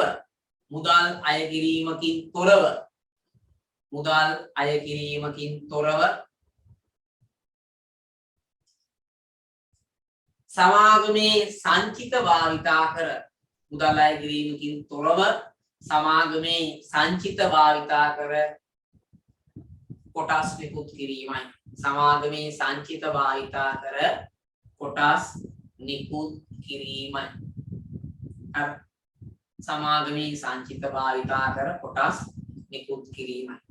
තේරුණාද වැඩි? මම හිතනවා එහෙනම් ගාන්ට පැහැදිලිව ලියා ගන්න ඇති කියලා. හරිද? හරි. ඊට පස්සේ එන්න අන්තිම ප්‍රශ්නයට. සාමාන්‍යයෙන් ඔක අහන්නේ ආයෝජන තීරණ වලින්. හරි. සමාගම බණමයා කෘතියක් සඳහා යන්ත්‍රයක් මිලදීගෙන සලකා බලමින් සිටි. යන්ත්‍රයේ පිරිවැය ලක්ෂ 10යි සුමුන්නගේ ලක්ෂ 2යි පළදෑජිය කාලය අවුරුදු 8යි ඇස්තමේන්තු කර ඇත. මේ ව්‍යාපෘතිය අපේක්ෂිත වාර්ෂික ලාභය ලක්ෂ 3ක් වන අතර මේ මුදල් නොවන එකම වියදම ශ්‍රය වියදමයි. පාස්නාන්දය ගණනය කරන්න කියනවා. ගිණුම් කරන ප්‍රතිලාභ අනුපාතය ගණනය කරන්න කියනවා. දැන් ගිණුම් කරන ප්‍රතිලාභ අනුපාතයේ සූත්‍රය මොකක්ද? සාමාන්‍ය ලාභය විදනවා සාමාන්‍ය ආයෝජනය වැඩි කරනවා 100ෙන්. සාමාන්‍ය ලාභය කියන්නේ පුතේ ඔය අවුරුදු 8ේම ලාභය එකතු කරලා 8ෙන් බෙදුවම. ඉතින් සාමාන්‍ය ලාභය කියලා මෙතන ගන්න තියෙන්නේ මට කීයද? ලක්ෂ 3ම තමයි. අයුක ලක්ෂ 3 8ෙන් වැඩි කරලා ආයෙත් 8ෙන් බෙදුවම ලක්ෂ 3මනේ. සාමාන්‍ය ආයෝජනය කියන්නේ යන්ත්‍රයේ පිරිවැයයි අන්න සුම්බුන් අගයයි එකතු කරලා දෙකෙන් බෙදුවම උත්තරේ. ලක්ෂ 12 දෙකෙන් බෙදුවම ලක්ෂ 6යි. අන්න ලක්ෂ 3 බෙදනවා ලක්ෂ 6යි. වැඩි කරනවා 100ෙන්. බිංදු 3යි 30ට 6 5යි අන්න 100ට 50ක් එනවා පුතේ. මොකක්ද? ගිණුම් කරන ප්‍රතිලාභ අනුපාතය ගිණුම් කරන ප්‍රතිලාභ අනුපාතය කීයක් වෙනවද 150ක් වෙනවා පුතේ හරිද පිළිගෙවුම් කාලය හොයන්න ඕන ඉතින් පිළිගෙවුම් කාලය හොයනකොට ඔයා ගාව තියෙනවා ලක්ෂ 10ක් හරි ලක්ෂ 10ක් තමයි පුතේ යන්ත්‍රයේ පිරිවැය ලක්ෂ 10යි තොර වාර්ෂික ලාභයේ ලක්ෂ 3යි අන්න මුදල් නොවන එකම වියදම ශ්‍රේය නිසා පිරිවැයෙන් සුන්ගුණගය අඩු කරලා ලක්ෂ 8යි ඒක බෙදනවා 8න් අන්න ලක්ෂයක් වෙනවා එතකොට මේ ලක්ෂ 3ට ලාභයට අන්න මේ ලක්ෂය එකතු කරාම පුතේ ඔයාගේ වාර්ෂික මුදල් ලැබීම වෙනවා ලක්ෂ 4ක්. එහෙනම් ලක්ෂ 10 ලක්ෂ 4න් බෙදුවනම් ඔයාට එනවා වසර 2යි 4 2ක් 8යි මාස 6යි වසර 2යි මාස 6ද පුතේ නෑ වාර්ෂික ලාභෙන් පුතේ ශ්‍රේයයින් කරන්නේ ගිණුම් කරන ප්‍රතිලාභ අනුපාතය ගන්නකොට එතන ගන්නේ ලාභය. ඒකේ ෂෙයා අයින් කිරීමක් වෙන්නේ නැහැ. ගිණුම් කරන ප්‍රතිලාභ අනුපාතයේ පුතේ ලාභය ගන්න නිසා ලාභයම තමයි ගන්න. අර පිළිගෙවුම් කාල ක්‍රමය සහ සුද්ධ වර්තමානගේ හොයනකොට තමයි අර ෂය වලට නැත්නම් ලාභයට අපි ෂය ටික හොයලා එකතු කරන්නේ. අර එකතු කරලා හදාගන්න මේ ඔය මුදල් ප්‍රවාහය. අර එකතු කරලා මුදල් ප්‍රවාහය හදාගෙන තමයි පිළිගෙවුම් කාල ක්‍රමය හරි සුද්ධ වර්තමාන වටිනාකම් ක්‍රමය හරි හදන්නේ. හරිද? ඒක තමයි මම මෙතන කෙලින්ම මේ ලක්ෂ 3 ගත්තෙත් ඒකයි. ආයි ඕක වැඩි කරලා බෙදලා ගන්න දෙයක් නැහැ. කෙලින්ම ගන්න ඔයා වුණ දුන්නොත් වාර්ෂික ලාභය. ඔයන සාමාන්‍ය ආයෝජනය කියන්නේ මූලික ආයෝජනයයි නැත්නම් යන්ත්‍ර පිරිවැයයි සුළුමුණයි ඒතුළ දෙකින් බෙදුවට පස්සේ උත්තරේ පිළිගව් කාලය නේද පුතේ අන්න ලියන්න වසර 2යි මාස 6යි ඔන්න උත්තරේ වසර 2යි මාස 6ක් සෙට් වෙනවා හරිද දැන් බලන්නකෝ මම ඔය හරි එන්න පුතේ එකේ ඉඳන් අපි යමු ප්‍රශ්න වලට හරිද එකේ ඉඳන් බලන්න මොනවාද තියෙන්නේ මෙන්න ව්‍යාපාරික ගිණුම් කරන්නේ කාර්යභාරය පහත කුමන ප්‍රකාශ මගින් වඩාත් හොඳින් විස්තර කරනු ලබයි. පළවෙනි පාඩමෙන් යහන්නේ. නේද? පළවෙනි පාඩමෙන් තමයි ওই ප්‍රශ්නේ දෙන්නේ. ඒතර මොකක්ද උත්තේ? දාන උත්තර. ගිණුම් කරන්නේ කාර්යභාරය වඩාත් හොඳින් විස්තර කරනු ලබයිද? උත්තරේ කීයද? 4 නේද? ඇල්මක් දක්වන පාර්ශවයන්ට තීරණ ගැනීමට තොරතුරු සපයන එක තමයි උත්තරය. නිවැරදි පිළිතුර 4. මූල්‍ය ගිණුම් කරණයට අදාළව අසත්‍ය ප්‍රකාශය තමයි යහන්නේ. එහෙම කියපු ගමන් ඒකට පොඩ්ඩක් ඉරක් යන ගන්න. අසත්‍ය ප්‍රකාශය වැරදි කියන. එමගින් ගිණුම් කාල පරිච්ඡේදයක් සඳහා තොරතුරු සපයයි. මේක සත්‍යයි. ඊට ගිණුම් කරන සංකල්ප යොදා ගනි. අනිවාර්යෙන් මේ දවසේ කතා කරපු පේපර්ස් වල ඔබ කතා කරා. අදත් කතා කරා මූල්‍ය ගිණුම් කරණයේ සංකල්ප පාවිච්චි කරනවායි කියලා. ඊට පුරෝගතනය කරන ලද තොරතුරු යොදා ගනි අන්න වැරදි. එහෙනම් ඒක තමයි උත්තරේ. මූල්‍ය ගිණුම් කරණය පුතේ පුරෝගතනය කරන ලද තොරතුරු කිසිම දවසක භාවිතා කරන්නේ නැහැ. පාවිච්චි කරන්නේ ඓතිහාසික තොරතුරු නේද? අර ඊළඟට ව්‍යාපාරයක උත්තර දාන්න. දයා උත්තර දාන්න. හරි. ව්‍යාපාරයක ණයහිමියෙකුට ගෙවිය යුතු පුරෝකතනය කියන්නේ මොකක්ද කියලා අහනවා. ඉතින් පුරෝකතනය කරනවා කියන්නේ අපි මේ ඇස්තමේන්තු කරනවායි කියන එක. ඒ කියන්නේ උපකල්පනය කරනවා. දැන් ඊළඟ අවුරුද්දේ ශ්‍රී ලංකාවේ ආර්ථික වර්ධනය 10%ක් වෙයි. වෙන්නේ නැහැ. හැබැයි මොකද කරන්නේ? අපි පුරෝකතනය කරන උදේ ඇස්තමේන්තු කරනවා. ඒවල පුරෝකතනය කරන ඇස්තමේන්තු කරන තොරතුරු මූල්‍ය ගිණුම් කරන්නේ නැහැ. ඒවා තියෙන්නේ කළමනාකරන ගිණුම් කරන්නේ. ව්‍යාපාරයේ ණයහිමියෙකුට ගෙවී යුතු රුපියල් 50000ක ශේෂයක් අයිතිකරු තම පෞද්ගලික මුදලින් පිය වූ අතර එහිදී 5000ක වට්ටමක් ණය හිමියා විසින් ලබා දෙන ලදී. මෙම කඩිරු නිසා වගකීම හා හිමිකමට වන බලපෑම කියනකොට නිදා කරගන්න එක. වගකීමටයි හිමිකමටයි වන බලපෑම දැක්වෙනුයි. හරිද? තොර උත්තරේ කියුවේ 50000ක ශේෂයක් අයිතිකරු තම පෞද්ගලික මුදලෙන් පියවනවානේ. වගකීම පුතේ අඩු වෙනවා කීයකින්ද? 50000කින්. ප්‍රාග්ධනය මොකද වෙන්නේ? 5000ක වට්ටම නිසා ප්‍රාග්ධනය වැඩි වෙනවා ලද වට්ටම නිසා. ඒතර 50000න් 5000 කඩු කරාම අයිතිකාරය අමතර ප්‍රාග්ධනය දාලා තියෙන්නේ කීයද? අන්න 45000ක් වගේ. ඒතර පුතේ ඕවෙන් හරි ප්‍රාග්ධනය 50000කින් වැඩි වෙලා වගකීම මොකද වෙන්නේ? ඔන්න 50000කින් වැඩි වෙනවා. හරිද? අවුද? ඒතර නිවැරදි උත්තරය බලන්න. වගකීම 50000කින් අඩු වෙලා හිමිකම් මොකද වෙන්නේ? 50000කින් වැඩි වෙනවා. ඉතින් ඕවා අපි පන්තිය තුල ඇතිතරම් කරපු ප්‍රශ්න. හරිද? මේවා සෑහෙන උදේ කරලා තියෙනවා. ජා වරද්දන්න එපා මලාට. ඒ ණය හිමියා 50000ක් නම් 50000කින්ම තමයි එතන එහා මෙහා වෙන්නේ. හරිද? මම ඌව හදලා පෙන්නන්නේ ඒකයි ළමයි. නිකන් උත්තරේ කිව්වට වැඩක් නැහැ. දැන් ළමෙක්ගේ උත්තරේ අහලා මට කියන්න පුළුවන් මෙන්න මේකයි කියලා එන්නේ. එහෙම නෙමෙයි. ඔයා හදන විදිය දැනගන්නත් ඕන. හරි. හරි. ඔන්න 3 හරි. 3ට පුතේ 3 ඉන්නේ 4.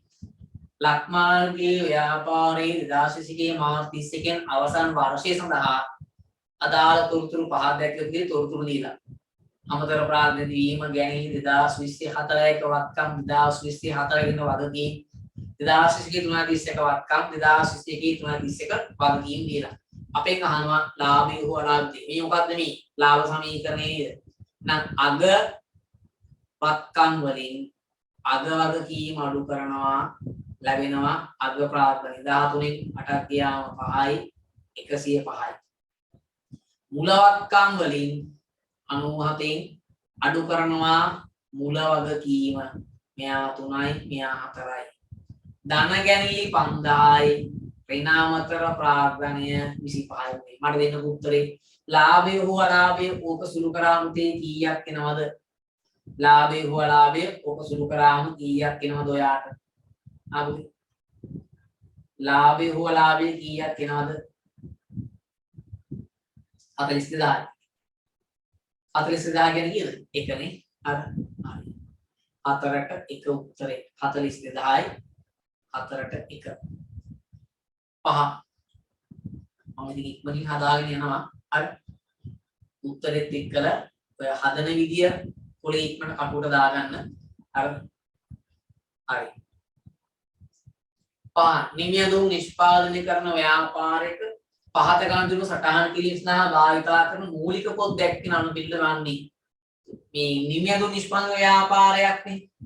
ඒතර ගණන් සටහන් බලන මූලික පොත් අනුපිළිවෙලින් A. ප්‍රතිතෝගයක් ණය පදනම මත මිලදී ගැනීම. ගැනුම් ජර්නලය ප්‍රතිතෝගයක් මහාන මැෂින් 10ක් ණයට ගැනීම පොදු ජර්නලය. ණයටගත් ප්‍රතිතෝගයක් වර්ගයේ වෙනස් වීම නිසා නැවත යැවීම ආපසු යවුම් ජර්නලය. ණයට විකුණු නිවෙන තෝගයක් නැවත වීම ආපසු යවුම් ජර්නලය. නම් ගැනුම් ජර්නලය පොදු ජර්නලය ආපසු යවුම් ජර්නලය ආපසු යවුම් ජර්නලය. උත්තරේ කිව්වේ පහට නිවැරදි පිළිතුර කිව්වේ 2. හරිද? පහට නිවැරදි පිළිතුර 2. හරිද? උත්තර දාන්න දරුවා. ඉක්මනින් අපි හදාගෙන යමු. වැඩි කාලනාශ කරන්නේ නැතුව. ඔයා විභාගෙදී මම ලියනව නේද? හිත ඉන්න එපා. ඔය මම ලියනවා වගේ ප්‍රශ්නේ කියලා ඉස්සරහින් ලියන්න. නැත්තම් සමහර අය හිතේ තියාගෙන උත්තරේ ගන්න හදනවා. එන්නේ නැහැ. සමහර අය මාක් කරන්නේ වැරදි. හිතේ හරි උත්තරේ දෙනවා මාක් කරන්නේ වෙන එක. ඒ නිසා ඔහොම ලියන්න. ලියලා ගන්න උත්තරේ. හරි. මූල ප්‍රකාශන ණයගතියන් ණයින් හඳුනා ගන්නා පදන ගිණුම් කරන සංකල්පය වන්නේ මොකක්ද උදේ සංකල්පය ඉක්මනට දාන්නකෝ. 6ට උත්තරේ කීයද? සංකල්පය මොකක්ද? අපි කියනවා උපචිත සංකල්පය නේද? 6ට උත්තරේ කීයද? 3. උපචිත සංකල්පය විකුණුම් අත්තිකාරම් ලැබීම ආදායමක් ලෙස හඳුනා නොගන්නේ. විකුණුම් අත්තිකාරමක් ලැබීම ආදායමක් ලෙස හඳුනගන්නේ නැත්තේ මොකක් අනුවද? උපලබ්ධි සංකල්පය අනුව නේද? ගන්න. උපලබ්ධි සංකල්පය අනුව 7ට කීයද උතේ? 7ට 3. 7ට 3. මූල්‍ය ගිණුම්කරණයේ සංකල්පන රාමුව අනුව වගකීමක ලක්ෂණ වන්නේ. වගකීමක ලක්ෂණ අහනන්තේ 8 වෙනි එකේ වර්තමාන වැදීමක් තියෙනවා. ඒක හරි. එහි පිරිවැය හෝ අගේ විශ්වාසනීය ලෙස වැනිය හැකි වීම. අර බැඳීම නිරවුල් කිරීමේදී ආර්ථික ප්‍රතිලාභයන් ව්‍යාපාරයේ පිටතට ගලා යාමේ භව්‍යතාවයක් පැවතීම. පුතේ මට දෙන්නකො 8ට උත්තරයක් ඉක්මනට. 8ට උත්තරේ දෙන්න මොකක්ද උත්තරේ? 8ට කීයද? 8ට උත්තරේ කීයද? ඉක්මනින්ද? දැන් කොහොම තමයි නම වරද්දන දැන් මම අහන්නේ ඒකයි. 8ට 4ට කියනවා 5 කියනවා 5. 8ට ගමුවේ 5. දැන් මේ කතන්දරේ ගන්න නෑ වගකීමට. හොඳයි. A හා C පමණයි. A හා C පමණයි. එහෙනම් 8ට කියද උතේ 5. 8ට 5. ඔය පිරිවැය හෝ අගේ විශ්වාසනීය වෙන්නේ නැතිවීම ඒව නෑ හොඳයි. හරි. 9 මූල්‍ය වාර්තාකරණයේ සංකල්පනාත්මක රාමුව ප්‍රයෝජනවත් මූලතොරල තිබී යුතු වැඩි දියුණු කිරීමේ ගුණාත්මක ගති ලක්ෂණ පමණක් අඩංගු දුරු දෙමින් මේවත් ළමයි වර්ධන කරන සෑහෙන. මේ වැඩි දියුණු කිරීමේ ගුණාත්මක ගති ලක්ෂණ දෙන්න පුතේ උත්තරයක්. 9ට කීයද? 9ට කීයද? වැඩි දියුණු කිරීමේ ගුණාත්මක ගති ලක්ෂණ. ඔයා ළමයි සැරට වර්ධන දැන්. හොඳයි. කීයද?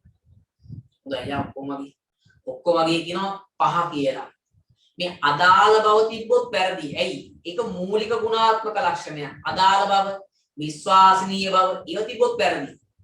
ඒව තිබ්බොත් වැරදි. අර මේ විශ්වාස නියෝජනේ එක වැරදි. විශ්වාස නියෝජනේ වැරදි. උත්තරේ කීයද?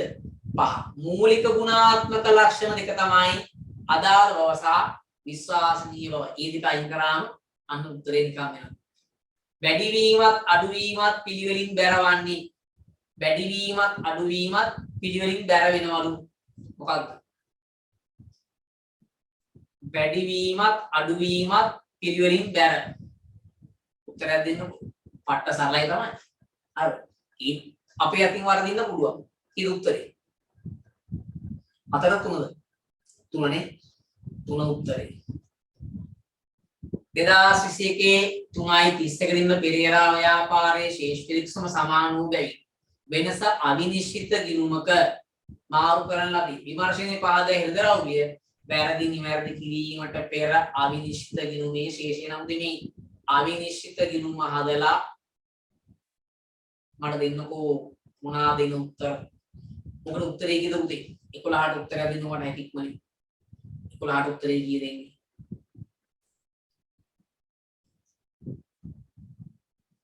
උත්තරේ කීයද? ඔතන මුදේ මේ විදුලි ගාස් 10 ගෙවූ 10000 මුදල් පාලන පමණක් සටහන් වී ඇත. විදුලි ගාස් ගෙවූ 10000 මුදල් පාලනය ගිණුමේ පමණක් සටහන් වී ඇත. මේ විදුලි ගිණුම හර වෙලා අවිනිශ්චිත ගිණුම බැර කරනවා. ගැනුම් ජර්නලයේ 50000ක් අඩුවෙන් එකතු කර තිබුණි. ඒ වැරද්ද තැන් දෙකේම වෙලා එනම් ගැනුම් ගිණුම හර ණය හිමි පාලන ගිණුම බැර. ඒක තැන් දෙකේම වෙන වරද. කුලී වියදම 25000ක් කුලී ආදායම් ලෙස සටහන් කර තිබුණි. ඒ කුලී වියදම 25000ක් කුලී ආදායමක් ලෙස සටහන් කරලා තියෙනවා.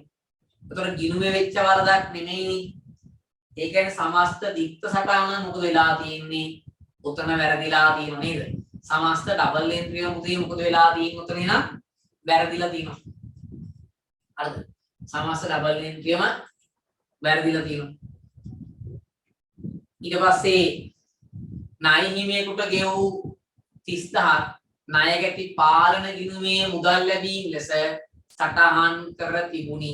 ඉතින් ණය හිමියෙක්ට ගෙවනකොට ණය හිමි පාලන හර ඒක ණයගැති පාලන ගිණුමේ මුදල් ලැබීමක් විදියට දාලා දෙන ණයගැති පාලන ගිණුම බැල කරලා. ණයගැති පාලන ගිණුම හර ණය හිමි පාලන ගිණුම හර. ඒතර 60,000යි හර අවිනිශ්චිත ගිණුම බැල කරනවා පුතේ කීයද? අන්න 60,000ක් විදියට. අවිනිශ්චිත බැල කරනවා කීයද? 60,000ක් විදියට. හරිද? ඒතර පුතේ උත්තරයක් නෑ නේද? උත්තරයක් නැහැ. එකක් ඔය අපි මුදල් පොතේ කියන කැලල හදමු නිසා ඊට පස්සේ මේ ගැනුම් ජයලන්තේ කොහොමද දෙන්නේ නැහැ. මෙතන මේ වර්ඩින් ලවුලක් තියෙනවා. කුලී වියදම 25000 කුලී ආදායම් ගිණුමේ කියලා ගන්න එක. කුලී ආදායම් ගිණුමේ සටහන් කර තිබුණා. කුලී ආදායම් ගිණුමේ. ඒතර කුලී වියදමට හර වෙන්න ඕනේ කුලී ආදායමට බැර කරනවා. එහෙනම් කුලී ආදායම හර කුලී වියදම හර අන්න අවිනිශ්චිත ගිණුම බැර කරනවා කීයද? 50000. අන්න එහෙමොත් හරි. නැත්තම් අවුල් වැඩි. එක් ලක්ෂ 20000ක් වෙනවා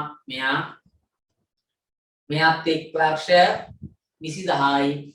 අන්න අවිනිශ්චිත ගිණුමේ ශේෂය එනවා එක් ලක්ෂ 20000ක්.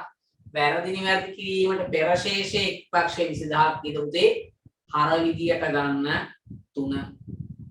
එක් ලක්ෂ 20000ක් හර විදියට ගන්න නිවැරදි පිළිතුර 3. හරිද? ගොඩක් ඒවා ළමයි මේ අපිට පේපර් එකකින් තේ හදන්න පුළුවන්. කටුවල කොළ අනවශ්‍යයි. ලොකුවට ගිණුම් ගහගෙන යන්න. හරි. එන්න ඊට පස්සේ 12. සීමිත අර්ලියපු සමාගමේ ණයගැති පාලන ගිණුමේ ශේෂය 2,70,000ක් වූ අතර ණයගැති ලෙජරේ එකතුව 2,70,000ක් ය. වෙනස්කම් අනානුදේ ණයගැති පාලන ගිණුමේ නිවැරදි ශේෂය වන්නේ පාලන ගිණුමේ 2,70,000යි. ඔන්න අපි දැම්ම 2,70,000. 15,000ක ණයගැති ශේෂයක් බෝලනස කපා හැරීම ණයගැති පාලන ගිණුමේ සටහන් කරලා නැහැ. එහෙනම් 15,000 දානවා. 32,000 ගැනුම් ඉන්වොයිසයක් 23,000ක් ලෙස විකුණුම් ජර්නලයේ සටහන් කරලා ඊතර උදේ 9,000ක් තියෙනවා. 9,000 විකුණුම් හර වෙන්න ඕන. ණයගැතියකු බැංකුවට එවා තිබූ ඍජු ප්‍රේෂණ 20,000ක් ණයගැති ලෙජරයේ සහ ණයගැති පාලන ගිණුමේ සටහන් නොතිබුණි. එහෙනම් මෙතනට දාන්න 20,000. මෙයා එනවා 2,79,000යි.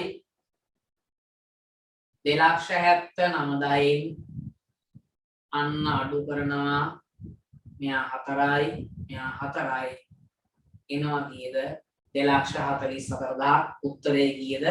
පහවෙනි දෙකන් ඉක්මනින් උත්තර. දැන් විභාගෙදි ඕම හදන්නේ ලස්සනට ලියලිය කැටයන් දදා ඉන්නේ.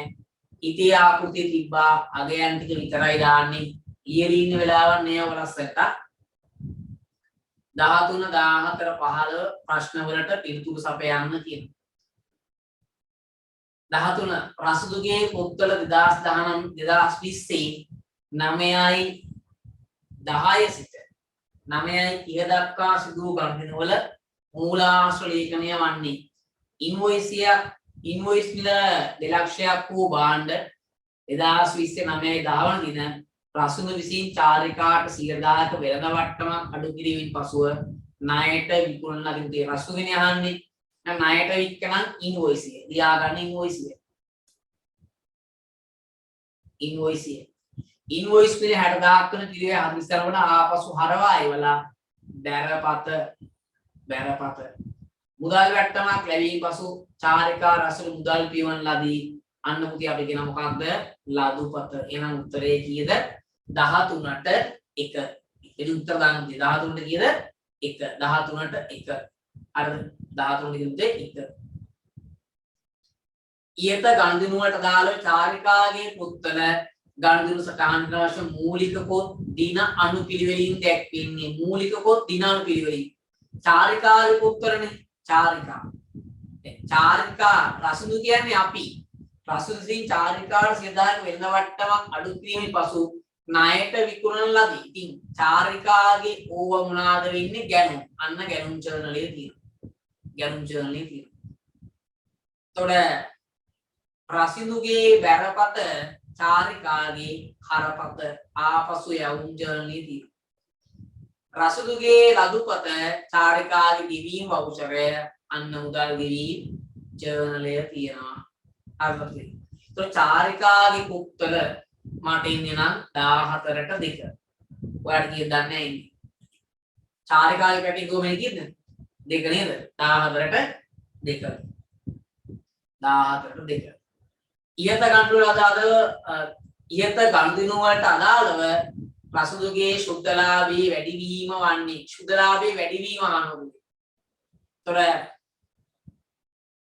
2 ලක්ෂයක් ලකුණු කළ මිල 10%ක වෙළඳ වට්ටමක් කියන්නේ 20000යි. හරි 20000යි. ඒතර පුතේ 2 ලක්ෂයෙන් 20000 ගියාම 1,80,000යි.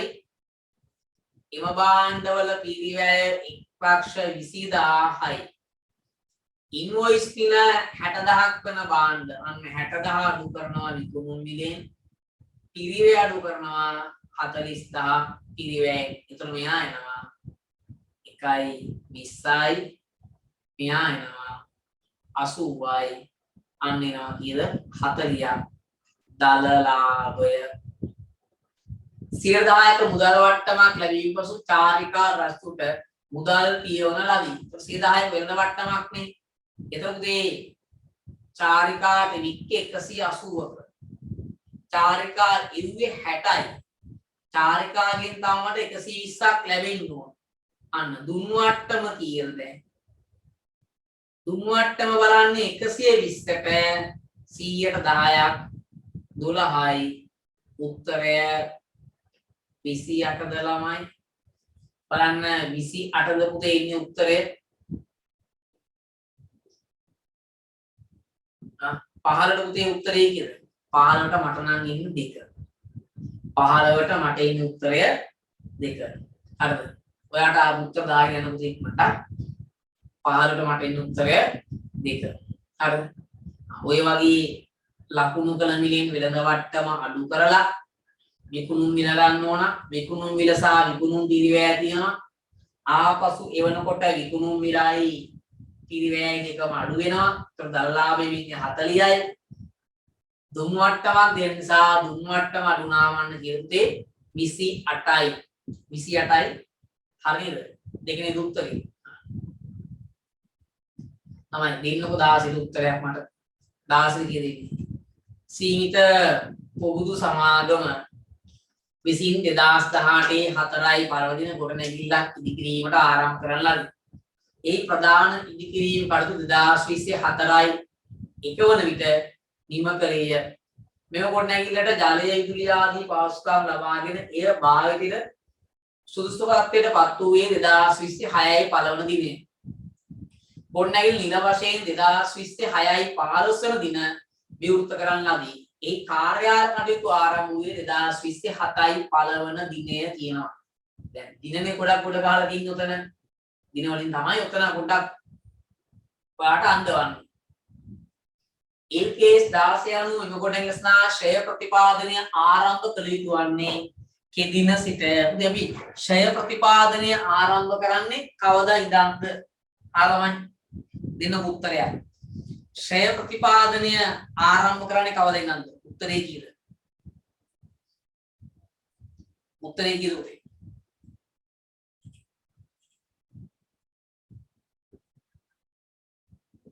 උත්තරේ කීයද ඉන්නේ?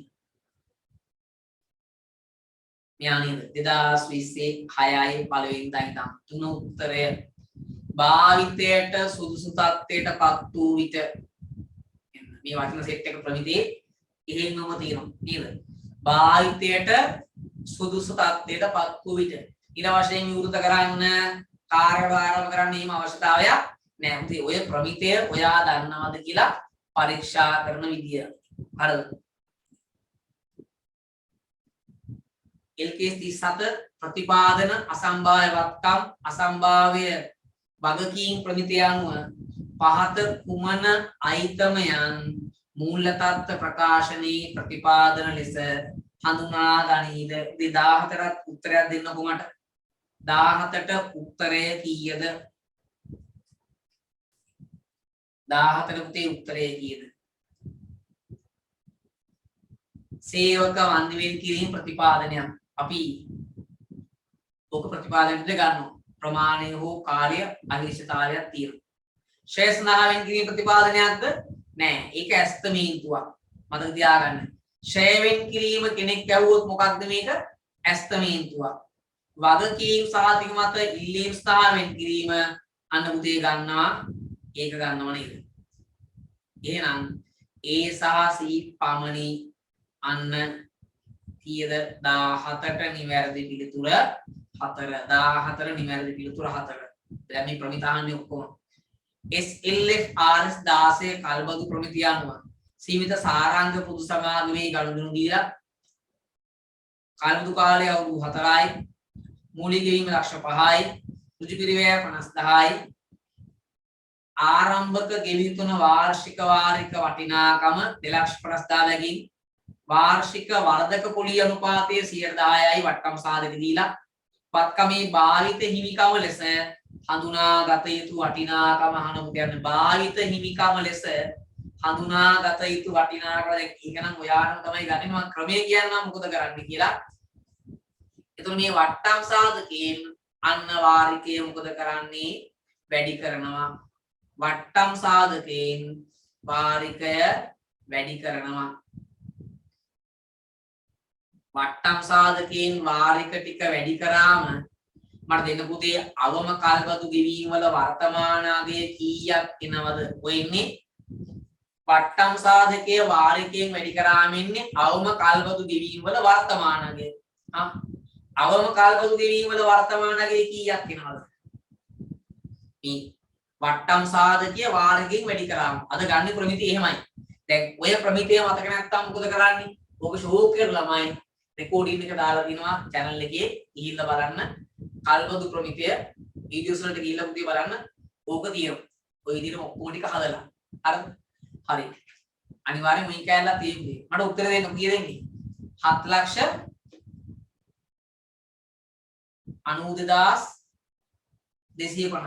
7,92,250 කියනවා අවම කල්බදු ගෙවීම් වල වර්තමාන අගය.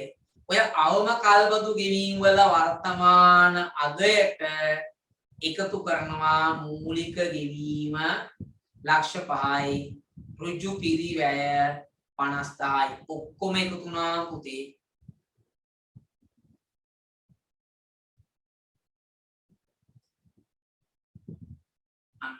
13,47,250ක් එනවා. භාවිත හිමිකම ලෙස හඳුනාගත යුතු අගය මෙන්න මෙයා තමයි ඉන්නේ. ඊතර උදේ උත්තරය 1. ඒ කියන්නේ අර මේ වට්ටම් සාධකය වාරයකින් වැඩි කරලා යනවා අවම කල්බදු ගෙවීම වල වර්තමාන අගය. ඒකට මෙන්න මේ මූලික ගෙවීමයි ඍජු පිරිවැයයි කියන දෙක මොකද වෙන්නේ? එකතු වෙන්න ඕන. ඉතින් කල්බදු ගානකත් අද දෙන්නේ සෙකන්ඩ් පේපර් එකේ ඔය වගේම තමයි යා. කල්බදු වගකීමේ මූලික වටිනාකම කීයද පුතේ? කල්බදු වගකීමේ මූලික වටිනාකම අහනවා. දැන් කතා කරා. අවම කල්බදු ගෙවීම වල වර්තමාන අගය කීයද? 7,92,250යි. දෙක නේද උත්තරේ? අවම කල්බදු ගෙවීම වල වර්තමාන අගය කීයද? 2. හරිද?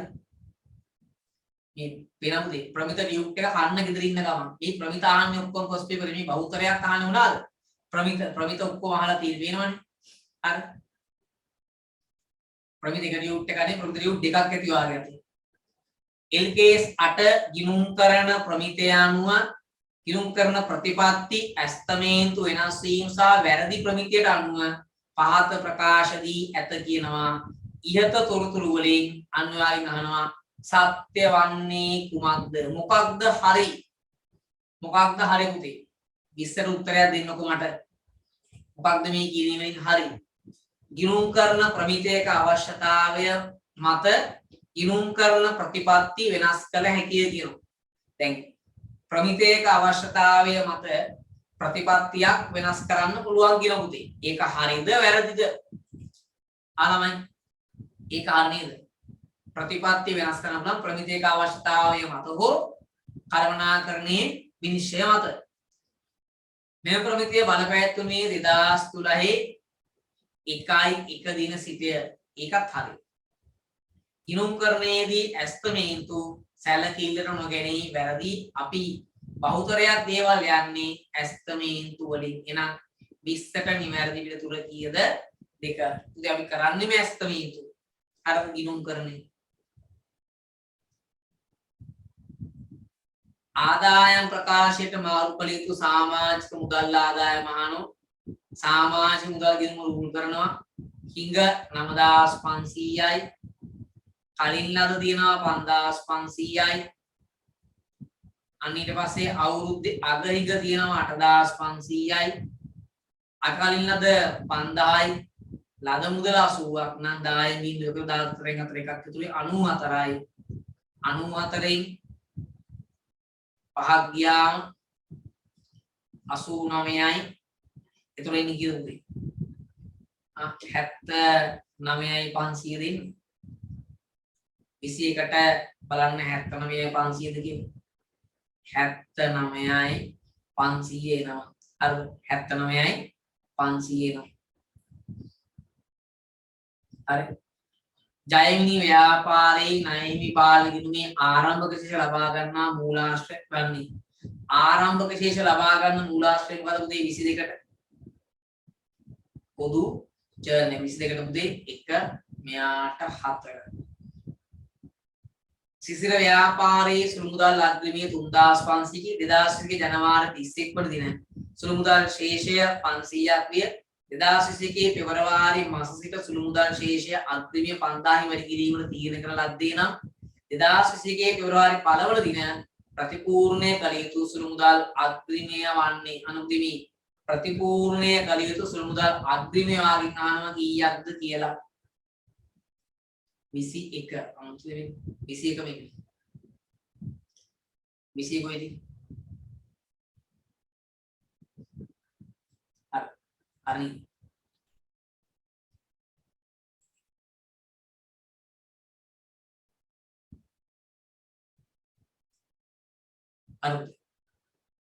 හරි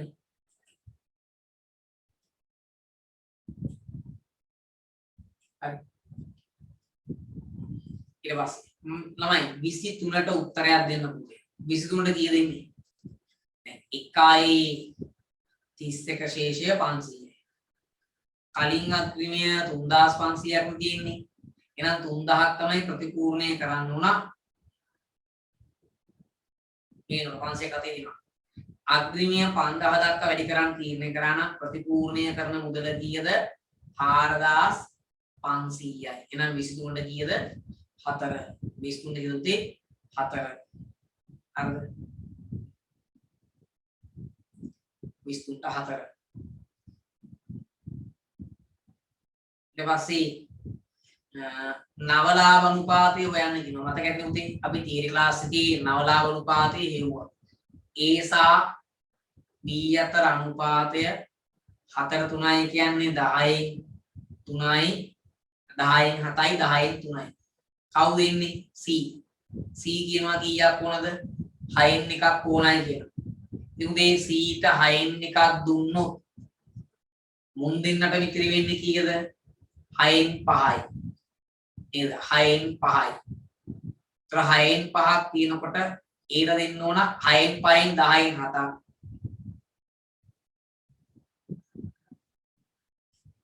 නවලාභ අනුපාතය ආන්නේ. හරි. හරි. එතකොට මෙයා දෙනවා 10න් 3ක්. දැන් මොකද උදේ වෙන්නේ? 60න් 35යි 60න් 15යි 60න් 10යි 35යි 15යි 10යි 2යි 3යි 7යි 24ට පුතේ 1 7ට 3ට 2 තමයි උත්තරේ විදිහට ගන්න පුළුවන්. දැන් ඔයව කැපකල අනුපාතය හොයන්නේ කොහොමද කියලා. කැපකල අනුපාතය හොයන්නේ පුතේ පැරණි ලාභ අනුපාතය ඍණ නව ලාභ අනුපාතය. කැපකල අනුපාතය හොයන විදිය පැරණි ලාභ අනුපාතය ඍණ නව ලාභ අනුපාතය. සංශෝධිත මුදල් පාලන ගිණුම අහනවා. එතනදී මුදල් පාලන ගිණුම දා ගන්නවා. මෙයා කියනවා කීයද? 52000යි. යුජුපේෂණ පුතේ ආරම්භ ශේෂයන් 52000යි. යුජුපේෂණ පුතේ 15000යි. ඊට පස්සේ රක්ෂණ වාරිකය 18000යි. 1500ක් තියෙනවා. හරිද? එතකොට කීයද පුතේ? මෙයා එනවා 67000ක් 67000න් බිඳුවයි බිඳුවයි බලපෑ 10 බිඳුව එකක් ඉතුරු 10යි 17 එකක් ඉතුරුයි 2යි 47500යි පහ තමයි උත්තරේ නේද 52000 උදේ මෙතනින් ගත්තේ මුදල් පාලන ගිණුමේ ශේෂය 52000යි හරි මුදල් පාලනයේ ශේෂය කීයද 52000යි ඊට පස්සේ ඉන්න शुद्ध වැඩ පහ ලාභ ගිණුම එයාට සේවක දාන මුඩු වියදම වන්නේ උදේ 26ට උත්තරේ කීයද ඉන්නේ ආලමයි 26ට උත්තරේ කීයද උදේ ඉන්නේ शुद्ध වැඩ පහයි ඊට දුරගණු සේවක शुद्ध වැඩ පහ ලාභ ගිණුම එයාට සේවකයන් දාන මුඩු වියදම අහනවා කීයක්ද කියලා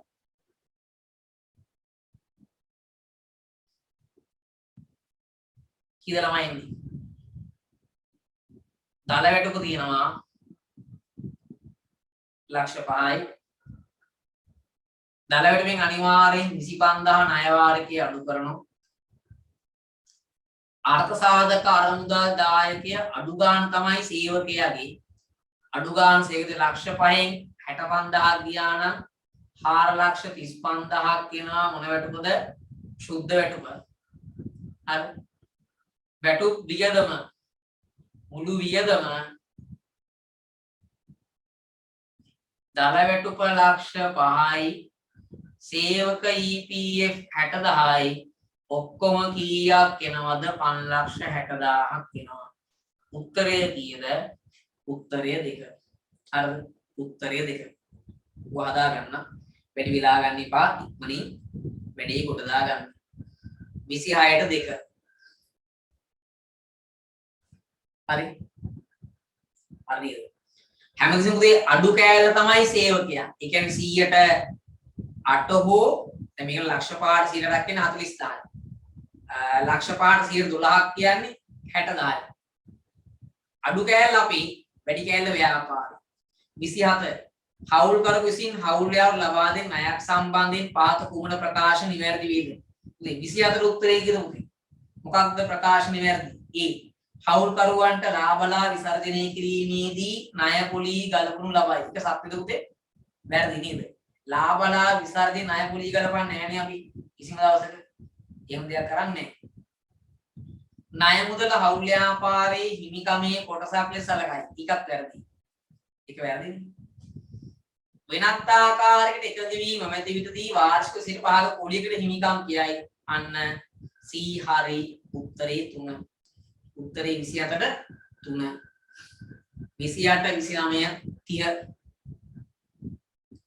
නිෂ්පාදන ආයතන අදාළව ආර්ථික ඇණවුම් ප්‍රමාණය වන්නේ කුයි ආර්ථික ඇණවුම් ප්‍රමාණය හොයන්නේ කොහොමද 2යි D CO බෙදනවා CH වාර්ෂික ඉල්ලුම කියන්නේ D තබා ගැනීමේ ඒකක පිරිවැය CH ඇණවුමක් සඳහා පිරිවැය CO එනම් 2 වැඩි කිරීම 36000 වැඩි කිරීම CO කියන්නේ 10 CH කියන්නේ 8 මෙන්න මේ පුතේ සුළු කරලා මට උත්තරේ දෙන්නකෝ කීයක් එනවද ඔය තියෙන්නේ EOQ නේද EOQ සමානයි 2යි D CO බෙදෙනවා CH කීයක් කියලාද එකද උත්තරේ වෙන්නේ 28ට උත්තරේ 1 කියනවා 28ට උත්තරේ 1 හරිද මෙහා දැන් අපිට කැල් තියෙනවානේ ගේමක් නැතුව වැඩේ කොට දාන්න පුළුවන් මෙම ආයතනයේ